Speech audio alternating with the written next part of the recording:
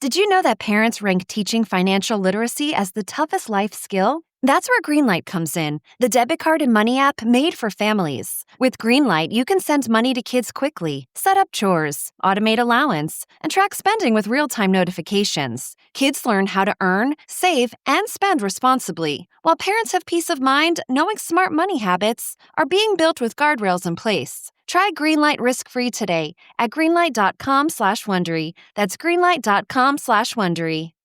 If you're shopping while working, eating, or even listening to this podcast, then you know and love the thrill of a deal. But are you getting the deal and cash back? Rakuten shoppers do. They get the brands they love, savings, and cash back. And you can get it too. Start getting cash back at your favorite stores like Target, Sephora, and even Expedia. Stack sales on top of cash back and feel what it's like to know you're maximizing the savings. It's easy to use, and you get your cash back sent to you through PayPal or check. The idea is simple. Stores pay Rakuten for sending them shoppers, and Rakuten shares the money with you as cash back. Download the free Rakuten app or go to Rakuten.com to start saving today. It's the most rewarding way to shop. That's RAKUTEN. Rakuten.com. You open the fridge, there's nothing there.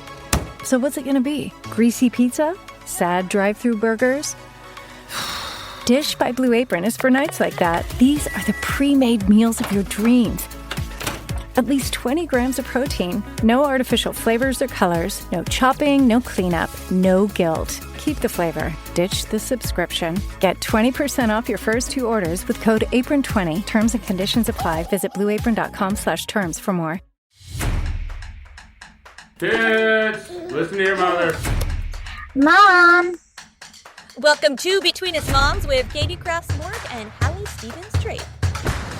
Hey mamas, welcome to the podcast. It's Hallie and Katie. We are so happy you're here with us to spend 30 minutes talking all the things. And today it is all things Taylor Swift. We are so excited. You know, this is like a national holiday for Katie. She lives for a Taylor album. Yes, we're moms, but we're also Swifties. So we're going to dive into all things Life of a Showgirl. And we also have a really great TikTok that went viral that we want to talk about. One mom says she doesn't care if the grandparents follow her rules when watching her kids. So we're going to dive into all that, decide if we agree, disagree. But first, Katie, hit us with your Cliff Notes. Okay. My biggest Cliff Note is going to be for later in the episode. It's obviously all things Taylor Swift. A lot to talk about. I've had the album on repeat. But this morning, taking Kaya to school, I walk the girls to school, and I always have Emma with me. And when I got to school today, and I went to go take Kaya I have a double wide stroller. First of all, embarrassing moment where there was like a group of parents all talking in a circle, and I was trying to like avoid them with my wide load. And I off-roaded the stroller into the dirt. So, I'm a new mom there. I don't know all the parents. I'm not in yet. So I was like, ooh, sorry. And they were all super nice about it. But then I realized when I got to the playground, which is where we take Kaya in the morning to meet her teacher and her class and everything, I did not put shoes on her this morning. So I was like, oh, just kidding. We have to go home and get your shoes. And it's not like, I go back in the car and drive, or I can call Jason. Jason was already on his way to work. And so, yeah, we had to walk all the way home, get shoes, and then walk all the way back. That's really all there is to it. It was Monday. I had not had my coffee yet because we were trying to get things going a little bit earlier this morning. Jason had early meetings. I have parent meetings for Kaya's school later tonight. And so he's coming home earlier. So it was just a messy, chaotic, kind of like how I'm telling the story right now, messy and chaotic. Yeah, and you cannot be held responsible for your behavior, your mindset, your actions before coffee. No. I show grace to any mom doing the thing with no coffee. Cheers. Yeah. Cheers, my girl. We need caffeine. My brain just does not function without it. And I also just started my period, so I'm my brain's a little bit foggy from that as well. And I just keep hearing in the background, Life of Ophelia. And that's what, there's just a lot going on, All the tabs are open. All the tabs are open. Taylor Swift is the Zodiac killer right now with all of her little Easter eggs. So I have like stuff dedicated there, zero coffee, making lunch, figuring out what Emma's going to eat for her lunch here. Yeah, shoes were just not the priority today. So, Yeah. anyways, that was quick. That's all I Yeah, had. that was quick. I love that. One day at a time. Maybe tomorrow will be better. We shall see. Mm-hmm. Let's see, my Cliff Notes. I had a moment where I realized I am feeling very good. Like 5 years since the baby making journey began, I am starting to feel like myself again. A Hell lot of yeah. it is vanity, like some of it's vanity, but some of it's like mental. So, the vanity side, I got a buck ton of Botox and my forehead is frozen and it feels so good living for that. I was So, just there's going to ask, and if you don't mind me asking, how many units do you get? Because as we talked about last week, I also made an appointment. It's in 2 weeks, but I'm very curious the units. let's talk units. I get a lot. I had so Botox, typically the last time I got it, I had 60 units done just in my forehead. We're not talking crow's feet, we're talking just the forehead. I love Yeah. it. Wow. But here's Okay. what's crazy. I still had a ton of movement. I was like, what is happening? I think my face, because prior to having children, I had done Botox for like a solid almost decade, and my muscles in my face had atrophied. So I didn't need a lot of Botox for it to work. Now the muscles in my face are strong as fuck, and it takes a lot to paralyze them. 60 units didn't even really work, honestly. Like I had a lot of movement. So this time I did Dysport or Yeah, Dysport. Dysport. Yeah. Let me tell you, big fan. First time ever doing it, I felt it working within hours. Okay. Okay. And I did 80 units. They're not the same, Right. whatever. So not that like the translation between units in the Botox Dysport is not the same, but I did 80 units and I'm going to get more because I just did my forehead and I would like to do my crow's feet. But let me Yeah. tell you, I'm feeling fresh and frozen and it feels great. How many units do you do? So I usually do between 35 and 40 total. But this Okay. last time that I went, which was almost a year ago, I think. Yep. Mhm. I did 42 units. And that was like a lot for me. And that does include my crow's feet. I do like 10, 10, and then the rest in the forehead and kind of like your 11s or whatever. But my crow's feet is what I like getting the most. Yeah. And I always have a fear of like a droopy eye, which happens when they over freeze the forehead. So Right. I think that's why I like to play it a little bit safe Conservative. because, yeah, I'm just so nervous about a droopy eye. And I'm going, like I said, in a couple weeks, and then we have our family photos like a week later. So I want to make sure we don't have the droopy eye situation, but I'm assuming I'll probably do around 40-ish units this time. Maybe like, I don't know, somewhere between 35 and 42 is where I feel safe. And don't get me wrong, they're like, "Are you sure that's all you want?" And I'm like, "Yes." And I'm like, Mhm. I don't like to be upsold. This is what I want. This is what I want to do. And I'm sure I could do more. And I'm a chicken Do shit. do you, girl? I'm like, So, I want to ice skate on my forehead. I want not a line, a love wrinkle. it. I don't want it to move. I don't want you to know if I'm mad or sad or happy. I want it to all be a surprise.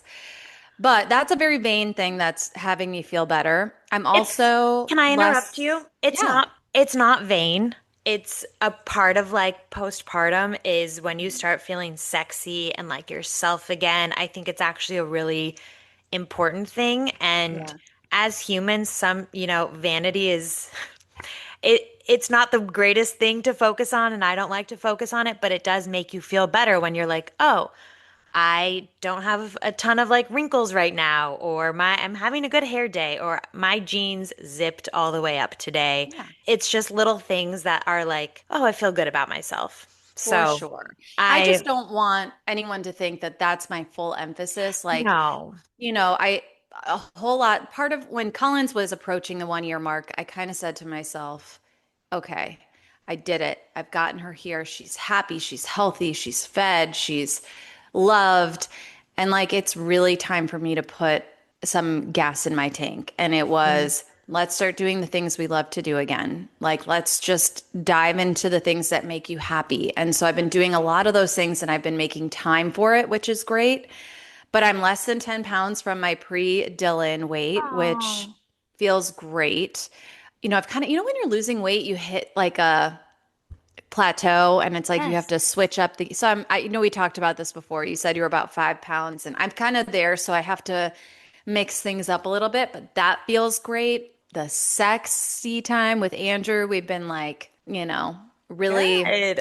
investing the time and energy into that, which feels great. And just like going on dates together, fancy dinners, and just like we're doing a staycation in the city in 2 weeks. So things are feeling like what? Oh, Brandy Jordan, when she was on, she said homeostasis, like you will Yes. get back there. I'm feeling like that is upon me. And it just feels fucking great. I'm not going to lie.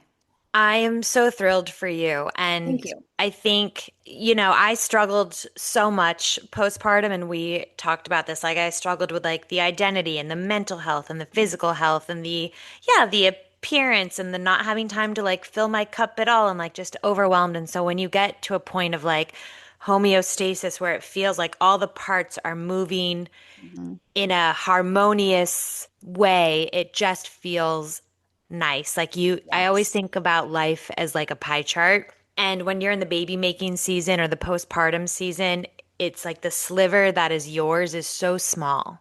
Yeah. But as the babies grow, you can make your sliver, you can make your bite a little larger. And I think when that happens, it's like, yeah, you do feel a little more fulfilled because you're feeling literally more full.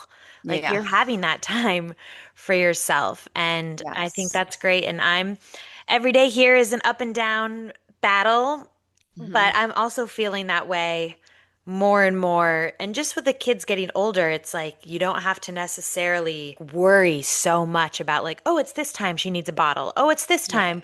It's like you have a little more leniency and they're not. They kind of tell you what they need Yes, at this point. yes, You know yes. what else, Katie? And I wanted to ask you too for an update. I'm officially off Lexapro. I told you guys I was weaning off. Yes. That was very much a part of my postpartum experience was medicating so that my anxiety didn't flare because I did have PPA. I'm off and I feel good. Hell Are yeah. you off?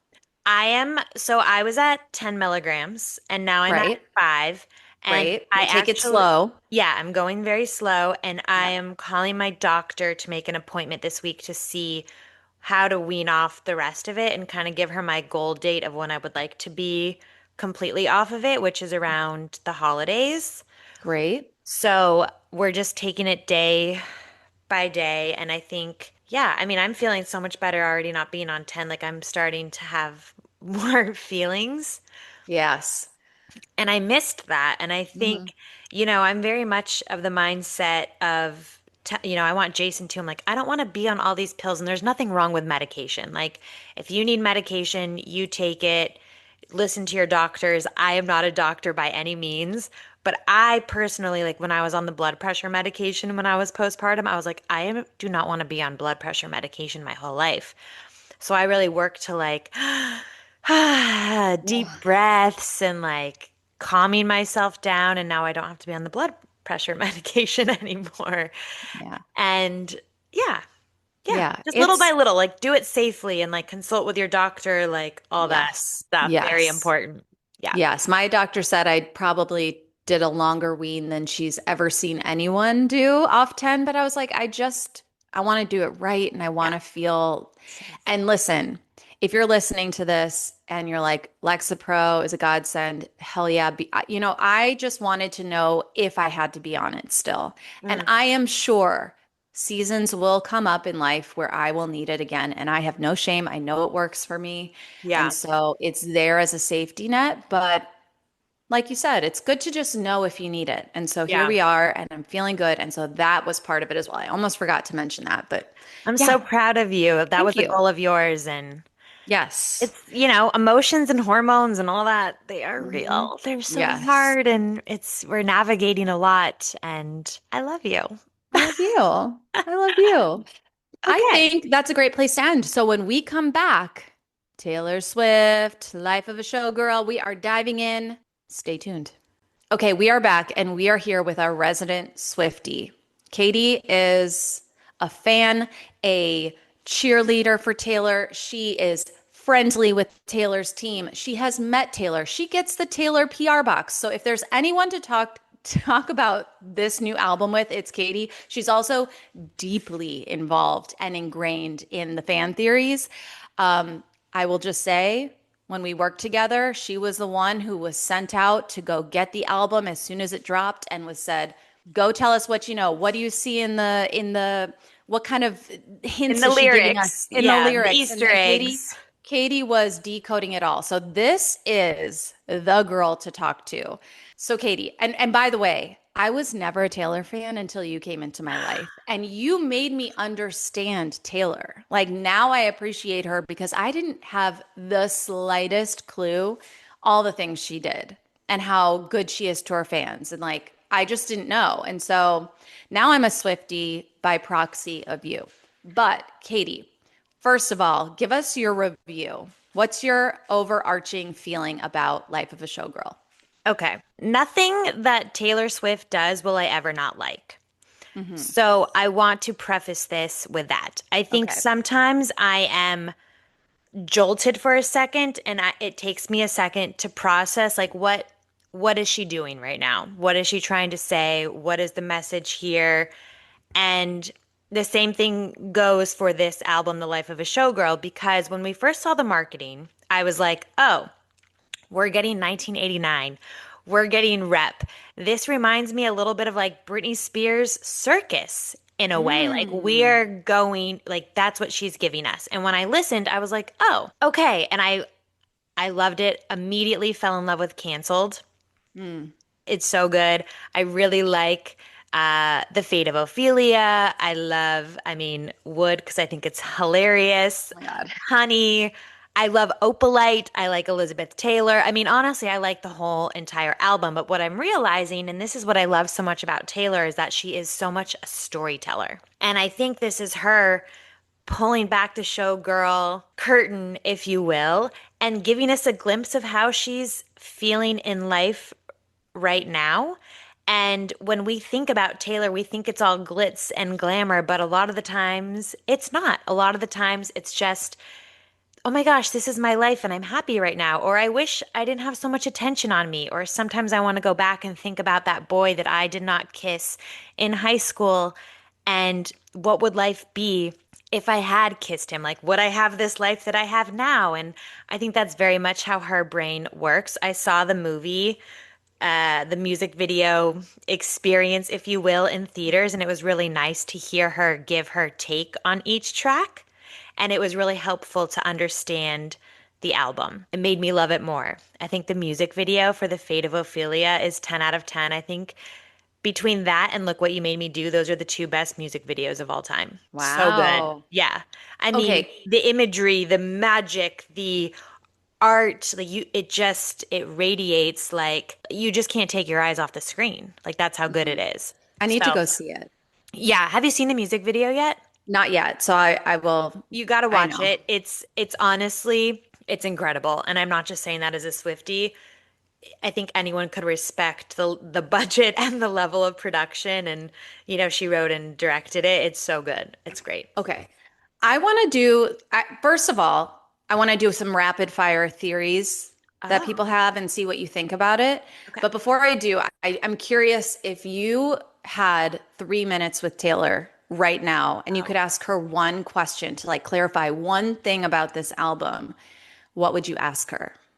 I think I would ask her in the moments of writing this, what did she want her fans to pick up on the most about what her life is like right now? Mm-hmm. She is such a lyricist, and I think sometimes like she really loves and appreciates the life that she has, and she loves her fans. But she, in one of the songs, she in Wish List, I think it is, she says, "I want to go and I want to have a couple of kids, and when we tell you to leave us alone, you do." Yeah. And I think that's like a normal thing. And she gave an interview recently where she said, my greatest talent, like if I were to be a spy, is like going into places and leaving them. Because there's some days where she just like, I just can't. She's like, I just can't do it. And when she's on, she's so good at being on. But I'm just curious, like, was there anything that you thought, fans were going to take the wrong way? Or are you saying this because you want us to give you more space? Okay, that's a good, that's a good thing to get clarity on. Yeah, and I love that she loves Elizabeth Taylor so much. When you look at Reputation, there's a lyric on the album that she's like, "Burton to this Taylor," and then this time she has a whole track called Elizabeth Taylor, and I think she is very much intrigued by like fame and what it can do for a person, and she really thought like, I'm not meant to find a forever love. And I think that's very clear until she found Travis. And, she's like, there's a whole lyric about, your friends say when you know, and when you don't, you don't. And I think, when you're a single person looking for love, that's such an annoying cliche thing to hear. But then when you actually find it, you're like, oh, yes. I get it. I get it. And now I see why everyone says that cliche when you know thing. And it's a feeling that you get when you find your person. And I think we've talked about this before. It's so nice that she didn't settle ever. And I think her views of love, I think I would want to ask her, like, you love love and you really thought it was red and then you thought it was golden. And now it's very clear, like it's opalite. And so just how her ideas and perceptions of love have evolved throughout the year. And like, what would you say to a single person now? That's a great one. I like the thought that you could ask her, you've dated some, kissed some frogs. So like, what is the advice now that you found your man? Okay. Couple rapid fires. I want to know your take. Canceled. Do we think it is Taylor telling us that she is on good terms with Blake Lively? Yes, but I think it's Blake, but I also think it's Brittany Mahomes. And I think it's an all-encompassing thing of she values loyalty so much, and she's not going to just stop being friends with you because you were canceled. In fact, she's also been canceled. And there's a line in there about, you were essentially with me and you stuck with me during like that dark pre-Reputation time in my life. And I think that's an ode to Blake. And then there, she sings about like, I like my friends dressed in Gucci. There was some sporting event and Travis was there and Brittany was there and everyone was mad at Taylor because she felt like she was loving on Brittany too much, even though she said she was a Trump supporter. Yeah. And I think for Taylor, and she said this in the movie, I am going to be your friend until you show me that I shouldn't be your friend. I'm not going to listen to the media. I'm not going to listen to other people's vibes or reasons why I shouldn't be your friend. Like, I am very much going to take you at face value until you show me that that's not the right thing to do. And I so much appreciate that. I think in a time where like it's so easy to cancel people and to be like, ooh, you have a red scar on you right now, or you have the letter A. Like, that's not how we should be. I think we need to like embrace people, and we can have differences of opinions, but we still can like love on people and give second chances and see who they are and stick with them. Like, that's so important. Yeah, we don't just write people off. Okay, next one. And this one is important because before this album came out, I remember saying, I think I said it to you, but I definitely said it to my old boss when we were talking about it. I wanted an X-rated album. I wanted to hear all the tea about her sex with Travis because that man is good in bed. Like, you just know it. You know it. And you know that their sex is fire just by watching the way they move. And I was like, I don't want another kid album. I want the adult album, and I want to know about their sex. So that brings me to Wood. Do you think the fan theories are that he has a 9-inch penis? Oh my God. Have you not heard that one? No. And I frankly don't want to know the size of Travis's wood. I Okay. don't want to know. I am so happy for her, and I am Yeah. so happy that she is so funny that she wrote this song. I think she's hilarious that and she says this in the movie too. She's like, it's all about superstition, you know? Like, don't step on the crack, you break your back. And then when you actually listen to the song, you're like, oh wait, I think she's actually talking about how like she turned around in bed and maybe he like hit it from Ah, I I think that's love how I it. took it. I'm such a pervert, but I love it. I was like, yes, I'm It so into it. there's I so will many like say, dirty things, but like funny things. And I like how she like if you're a kid listening, then you're just like, this is a kid song. It's about superstitions and whatever. mm-mm. But when you're an adult, you're like, oh, oh. And then you hear the clean version, like he opened up my skies, but the dirty version, like my thighs. Yeah, She's funny. she is funny. Okay, next one. What do you think about actually actually romantic being about Charlie XCX? I think that I am not a brat. Hmm. I don't really care for Charli XCX. I think Taylor is clever and funny, and people are so obsessed with her. And, you know, Taylor has very much championed other artists, especially up and coming artists. I think about Camila Cabello. I think about at the Grammys, she gave a massive shout out to, was it the Grammys or was it the Billboard music? Oh, like the women in music. I don't know. Some event, she like championed Billie Eilish at the time. And right now it's Sabrina Carpenter. Yeah. And Charlie XCX is giving like gross vibes to me. Like there's that video where they're at that restaurant like throwing spaghetti everywhere. And I'm just like, ick. And doesn't she have an album where it's like a clear vinyl and there's like powder inside? Oh. Yeah, because Right? the Coke makes her brave. Isn't that what she says in the song? Yes. Yes. And I'm like, why are we glamorizing drugs? Hmm. I don't know. I'm just not a fan. And I know her like ties to like the 1975 and all that stuff. And, you know, I think Taylor's just up here. And honestly, I think she was just saying, like, do you know the song by Mariah Carey, Why Are You So Obsessed with Me? Yeah. It's giving me those vibes. Like, why are Hmm. you so obsessed with me? Like, we are not on the same playing level. Taylor Swift is on the same playing level at this point as like the Beatles, Madonna, like the greats, like Michael Jackson, like the greats of music. Yes. And sometimes I hesitate to say Michael Jackson's like a little controversial, but I'm just talking about like The the music, music. personal Yes. life aside. Yes. Yes. The music and the amounts of albums sold. The And fandom. yes, she is up there. And Charlie XCX, I don't think we're going to know who she is in like 5 years.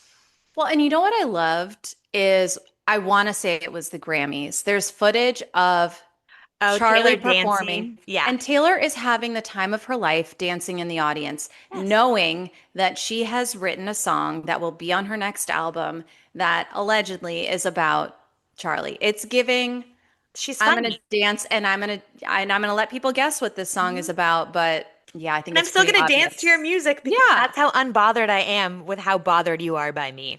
Exactly. Okay, the next and last thing I want to ask you about is one theory that I don't know if you saw, but it was picking up steam on TikTok was that this album has how many songs? 12 how many? 12. 12?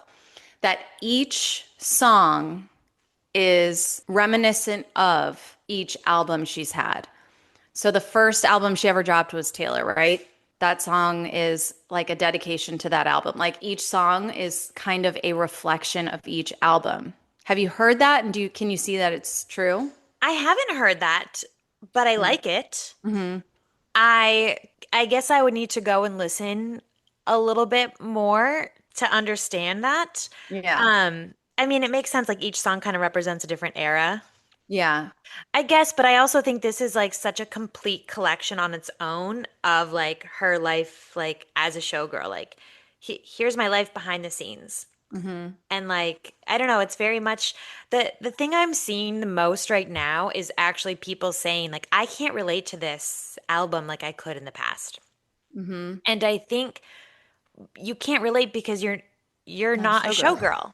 Like that is literally the whole point is that we have seen all these different eras and like we're so grateful for Taylor for no one can write a song like her where you're like, oh my gosh, me too. I think that's why we love All Too Well so much because we're all like, the refrigerator light and dancing in the kitchen and then it all goes away and there's no more magic. Like, yes, you can all relate to that. But I also think you will be able to relate to it when you find your person and when Right. you are fully healed. The air is tore in a lot of ways and like her finding Travis, it all like her life all finally like came together and there wasn't as much like trauma and like PTSD and heartache and heartbreak. And that's really what this culminated to. And I think that's why I can relate to it a little bit because I'm like, you know what? I just want a couple kids in a basketball hoop and I'm there too. And I grew up essentially with Taylor on the same life trajectory, and I found my person a little bit earlier than she did, but I'm also a little bit older than she is. And so every album I have been like, oh my God, I relate. I relate. I relate. I relate. And same thing, like I'm at the same point in life as Taylor right now. Mm-hmm. And so I do appreciate it. And I appreciate that she gave us this glimpse behind the curtain at like her finding love. And we always wondered, like, is she going to want to be a mom? And I hate that that's even a question that we have to like think about or ask. But this very much solidified, she says, when I said I didn't want to get married or didn't believe in marriage, like that was a lie.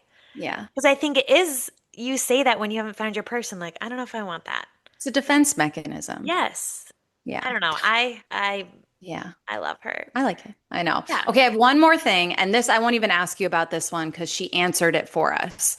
A lot of fans were theorizing that she was going to quit music, that this was like her tying everything up in a bow. No. Now that she's found her man and she's getting married. And this morning or Monday morning, she went on BBC and she said that's such an offensive question to ask. I'm marrying this person not because my end goal is to quit music and like settle down and be a housewife. I'm marrying him because he loves me. He loves my artistry. He supports me. He supports my artistry. And that's the partnership we have. So she confirmed for anyone worrying and theorizing she's done, worry not, fear not. She is very much still in. Also, you think she's not going to release a 13th album? Right. Get real, people. Get 13? real. Even I know. Yeah. Hi. That will Who would- be. Sometimes I think that these, radio people want to ask a question and they don't want it to come off offensively, so they like place the blame on the fans like that. Right. Yeah. But I did see that. I Sure. did see people theorizing that, actually. It is, like she said, it's like, It's giving Watch What Happens Live when they ask fan questions, but it's allegedly. No, I believe it is producers saying, Dan in Ohio wants to know, I know. and then you can release blame. But anyway, that's all I know. alleged, but that's just what I think. quick final topic since we spent so much time talking about Taylor Swift. This is a quick little transition. This mom went viral on the internet, on TikTok. She said that she's okay with grandparents ignoring her rules when they babysit. Hallie, how do you feel? Do you want your parents or Andrew's parents, when they're watching Collins and Dylan, to follow your rules? No, in fact, I could not agree more with this woman. What we say to our parents is keep them alive. Keep them happy, keep them fed, keep them alive, and do whatever you want. They have raised children. They've raised great children. They don't need my advice. What I do is I make a very detailed itinerary that's like, if we're home and we're running the ship, this is what it looks like. It is here for your reference for if you're stumped, you don't know what to do. I have like, little tips and tricks for each kid, but it is very much a thank you for your time and your energy and for being with our children. Make it magical and special in whatever way you choose. And I'll see you in a few hours, Yeah. Okay. Yeah, I agree. What about you? I think I'm starting to agree. My parents hate it when I leave a detailed itinerary, but Jason's parents very much want that. So I also think it depends on the parents per se and what they want. I like to write out just like a schedule, like, okay, at this time I start giving them like milk or whatever before bed, or this time I change them into their PJs, or at this time is when they eat dinner, and by the way, here's what's for dinner. And if they have questions, they can ask. And most of the time, my mom's like, I'm not looking at that list. Right. I'm playing with my grandchildren. I'll feed Yeah. them. They'll be fine. It's not their first rodeo. It's not their first rodeo. I will say when I went to Vancouver for Taylor Swift's, final tour stop, we went for literally a night and my parents were here, but they took turns. Actually, my parents were here and then Jason's parents came afterwards. And so I guess we were gone for 2 nights.